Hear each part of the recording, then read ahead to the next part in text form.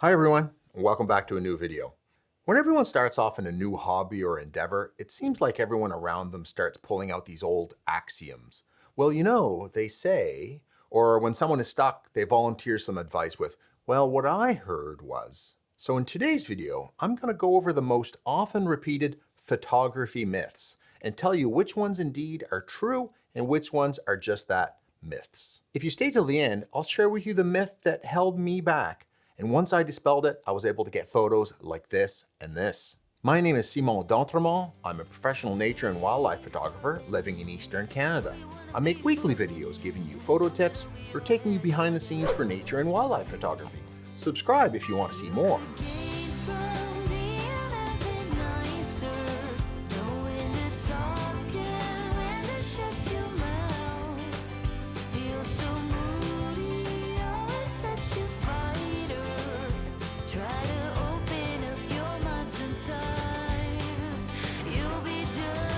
First off, a disclaimer to protect you, my viewers. Some really unscrupulous people are pretending to be me with fake accounts using my photo and making comments under my videos claiming you've won a prize and asking you to connect with them via Telegram. Stay away. I never want any of you to ever get hurt. You can report them by clicking the three dots next to their post and hitting report. So let's get on to the subject of our video, myths or truths. A couple of disclaimers here. One, there's never a situation where one can be 100% certain that this is better than that. So if I say something is a myth and you think, well, it works for me, that's 100% great and keep doing it. My viewpoint is going to be, is this the advice that most people, especially beginners, should follow? Secondly, the applicability of advice about photography will vary greatly between genres, making for lots of exceptions. So if I say, use a lens hood on the front of your lens, it will protect your front element from scratches and block lens flares. The aviation photographer who shoots airplanes out of an open window of a helicopter will say, no, don't use a lens hood, as it will catch the wind and rip the camera from your hands. Of course, this person is right, but it doesn't mean that the advice is invalid. Does that sound fair? Okay, myth number one. A good photographer has to have a good camera. False, but not in the way that you think. Good photographers have good lenses. That's right, advanced photographers fall in love with their favorite lenses more than their favorite cameras. Now, do most pro and advanced photographers have good cameras too? Yes.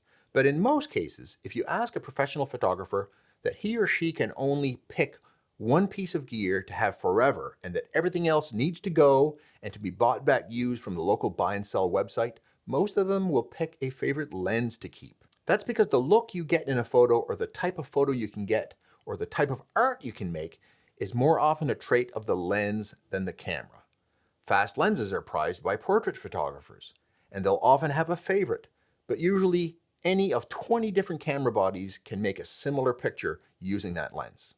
A wildlife photographer like me will favor a big, sharp lens like this one. I could put this lens on an Etch-a-Sketch and I can take great photos. So to translate this advice on what it means for you, spend your big bucks on glass. You'll get the most out of top quality, it will last a long time, and it won't depreciate as fast as camera bodies. Second myth, compose your photo using the rule of thirds. This one I would call true-ish. The rule of thirds is a guide of composition that says you should divide your photo vertically and horizontally into thirds and place your major lines, features, and subjects on the lines or at the intersection of the lines. This is actually a very good tool for compositions. In landscapes, setting your horizon on one of the lines of the thirds is a great idea.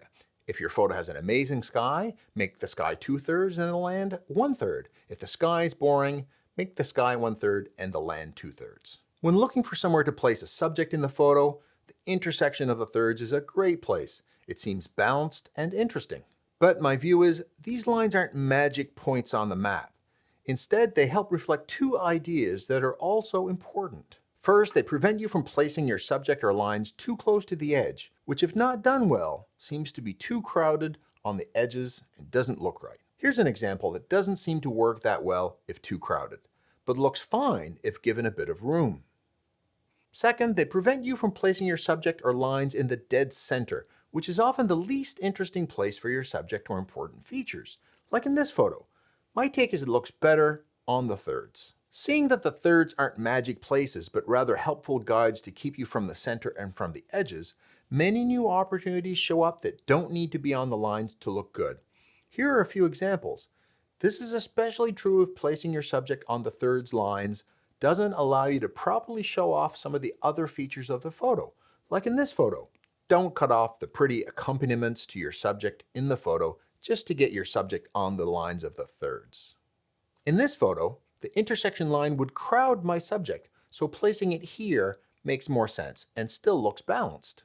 Also, as I mentioned, there are always exceptions. Subjects looking right at you often look good in the center, as the symmetry is part of the photo. And landscapes can indeed have the horizon in the center if the two halves feel balanced, and that's what serves the image best. Third myth, you need all these accessories, especially filters, with your new camera. Mostly false. Now, there are indeed some filters and other accessories that are very helpful in photography. A neutral density filter can slow down your shutter speed to shoot movement and intentionally make it blurry, like on this waterfall. Polarizer is helpful in cutting glare from water so you can see through it. But how many of these do you need when you just bought your first camera and are just learning? When I see someone on a used buy and sell website selling a camera with a description saying, hardly ever used camera, 6 memory cards, a case, 4 batteries, a flash, a strap, a tripod, and 6 filters, it makes me sad. They pay $2,000 for the whole thing and $800 might have done the job. The balance spent on an amazing lens someday of just the right focal length that would have been a much better asset for them and their hobby. One good camera and one good lens and a tripod only if you shoot indoors or landscapes, maybe a carrying case. All those extra things should have waited for the benefit of experience in picking your genre of photography that you like and finding your photography voice. Once a problem shows up that needs gear to solve, like needing a flash for macro or to shoot portraits or indoors, get it then once you know what you need. This is especially true of the UV filter, which is sold as a protective filter for the front lens element. It's not needed. Use a lens hood and the front of your element will get all the protection it needs. Specialized accessories are something you should buy once your skill level goes up and you have a need for an extra tool for your craft. Buy it then, once you know what you need. Why? Because if you buy an accessory on the same day you buy your first camera, you're probably not even buying the one you need. Myth number 4, you need to shoot in manual to look like or be a pro. Super false. Cameras today are amazing and have amazing features built into them to allow photographers to worry less about getting the right exposure and to worry more about finding and capturing interesting stories, discovering the natural world, meeting new people, and finding amazing compositions. They're there to be used. Let's use them. There are plenty of genres where people are totally agnostic about the shutter speed. All they want is a blurry background, for example. They can shoot in aperture priority, where they can choose the aperture and the camera can choose 1/250th of a second or 1/2500th of a second for shutter speed, and they don't care. Perfect. I do shoot in manual often enough, but that's because as a wildlife photographer, the shutter speed and the aperture are important to me. I have this lens that's amazing, wide open at f4, so I want to shoot it at f4 and let in tons of light, allowing me to get faster shutter speeds and blow out the background. But when conditions allow, I shoot in auto ISO because I don't want to fuss with it and it reacts quickly to changing conditions. Does shooting in auto ISO make me less of a photographer? Not at all. I actually don't even scoff at people who want to shoot in automatic. If they want to document the flowers they saw on their walk, or take reminders of where they visited, or have photos of their crafts shared on Facebook and it works, let them. Better a shot taken in automatic than a shot missed by someone faffing around with their settings. Myth number 5, nice photos are all done in Photoshop anyway. Mostly false. Now, this can be made true by people who excel in digital art, photo manipulation, sky replacement, but to say that all nice photos are made in Photoshop is false. Am I saying that I don't process my photos at all, or that you shouldn't? Not at all. I do process my photos, and sometimes you can indeed change the look or take an okay photo and make it better. But most wildlife photography contests, for example, only allow minimal retouching, so you have to have a great photo right out of the camera. They actually ask for the original RAW file to check. Here's a photo of mine that placed in the Bird Photographer of the Year contest. Here's the original RAW file, and here's the final image. You can see there's not much difference. Here's another before and after. So do you need to be a Photoshop expert to get great results? Absolutely not. And I said if you stay till the end, I'll give you an extra tip. This is the myth that you should always shoot at your lowest ISO. This is false and the leading cause of poor photos that I see. Now, there are clearly genres where everything is controlled, like lighting, or your subject isn't moving, like in product photography and landscapes, where shooting at your lowest ISO makes perfect sense. That's because you're not trading anything off for it. But I see people posting photos all the time on forums asking, why is my photo poor quality? Or sending them to me and asking me why their photos look so bad, and their photos are noisy and blurry. 80% of the time, it's the shutter speed is too low, or the original photo is underexposed and the exposure raised in processing. And the reason the photographer gives for this was, I was trying to keep my ISO low. Keeping the ISO low is actually the problem in these cases. They didn't have enough shutter speed to freeze the action, or the original photo is really dark. Underexposure and blurry images are a bigger problem than high ISO. Make the ISO what's needed to properly expose your subject and get enough shutter speed to freeze the action. Then, if there's some noise, remove the noise in processing or use noise reduction software.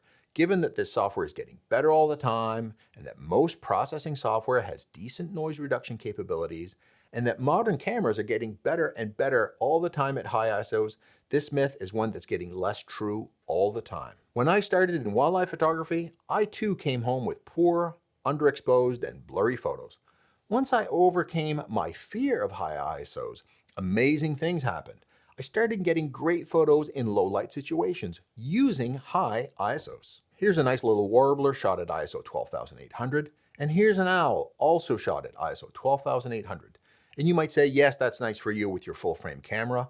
Well, here's another owl I shot, which I took with a crop sensor camera, a Canon 7D Mark II from 2015, 8 years ago at ISO 6400. And this is without using any modern noise reduction software. It can be done. I have a whole video about shooting in low light and high ISOs. You can check it out right here. If you enjoyed this video and learned from it, give it a like and YouTube will show it to even more people. I hope you can take this advice and go out there and take your own amazing photos. I know you can do it.